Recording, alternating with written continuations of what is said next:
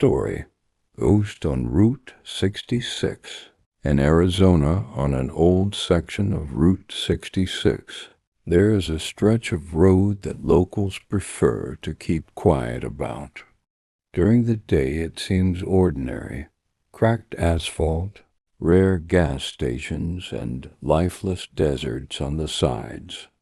But at night, this place turns into a real trap.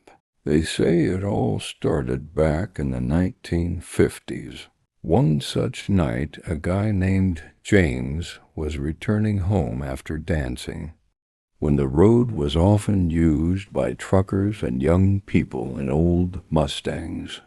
He was speeding down the highway in his Chevrolet Bel Air and saw a girl in a white dress on the side of the road. She was raising her hand, asking for a ride. James stopped.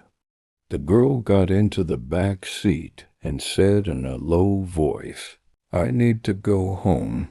It's not far from here." He drove off, but after a couple of minutes, glancing in the rearview mirror, he noticed that the seat was empty.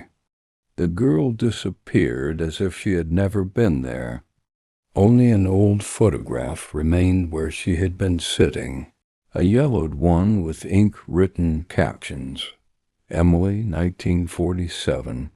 Since then, hundreds of drivers, they've seen her on the same stretch of road. Sometimes she gets into a car, and sometimes she just stands by the side of the road.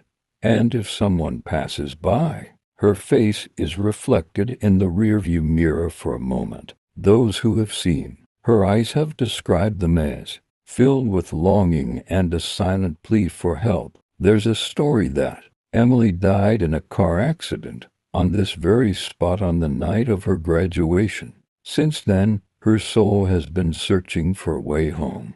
Some truckers claim that if you don't stop and drive past, a breakdown or accident will certainly happen after a few miles.